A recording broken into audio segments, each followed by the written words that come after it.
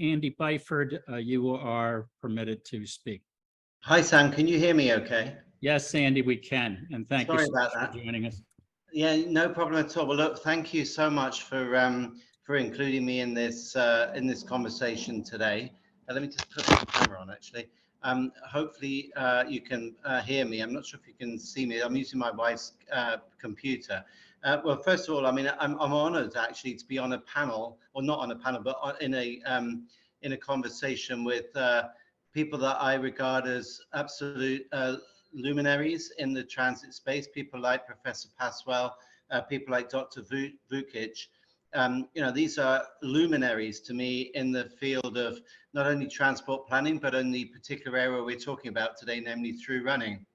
I was very encouraged to hear Assembly Member Sim talk about the benefits and also the benefit of avoiding demolishing a beautiful part of New York City, which, although I live in DC now, is a city that is so dear to my heart. I feel I'm an adopted New Yorker. I love that place, and it would break my heart to see beautiful buildings torn down on 8th and 7th Avenue when they don't need to be. I should say at the get-go that I'm not speaking on behalf of Amtrak. I'm speaking just as a railway professional. I've worked in transit now for 34 years. But I just feel this is a golden opportunity, and the Assembly member mentioned that. And one of the other speakers also mentioned the benefits of through running and made reference to what happened in London. London learned that lesson. There are effectively two cross London railroads. There's the Elizabeth line, which I had the pleasure of opening with Her Majesty the Queen back in 2022.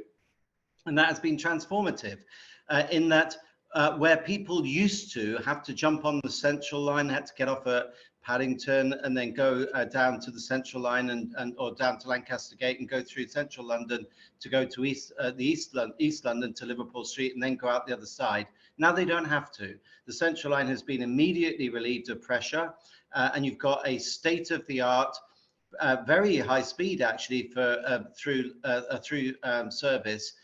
State-of-the-art railway under the wires, beautiful stations, air conditioned, which at a stroke has been a game changer from London, connecting not only the key parts of central London, but also Heathrow Airport, Paddington, Liverpool Street, Canary Wharf, and the City of London. It is a game changer. People in Frankfurt, people in Amsterdam, people in and Paris and, dare I say it, New York are probably gnashing their teeth because that was a game changer for London. Well, I live in the States now. I'm going to be an American hopefully in a few years' time. I want to do my bit for the States. So it seems to me that this is a golden opportunity for the US and for New York City to have something similar to the Elizabeth line, to have something that has that economic regenerative impact in New York.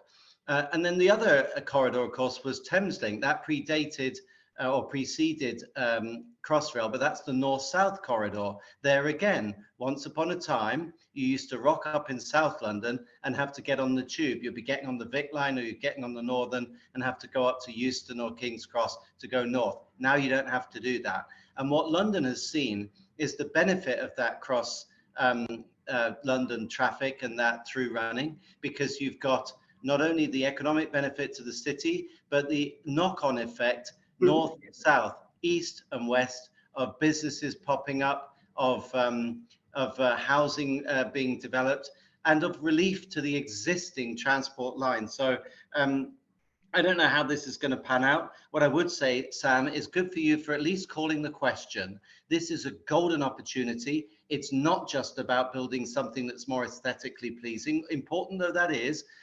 Penn Station's kind of an embarrassment, but you can't fix it by just putting in a few light boxes, by just heightening the ceilings, by just widening a few corridors. If we're going to do all of that, why not take the opportunity to fix the damn thing once and for all, which is, I'm going to say, get rid of the pillars, which means move MSG, but at the very least, do something with the track configuration to enable through running. So that's it. That's my pitch. I do stress that's my personal opinion. I'm not speaking on behalf of Amtrak. I don't know all the facts. If it was the case that someone asked me to have a look at this, I'd be honored to do that. But I'm just speaking as a private person who cares about New York City, who cares about the States, and who's seen what good looks like, along with people far smarter than me, like Professor Paswell and Dr. Vukic. So thank you so much.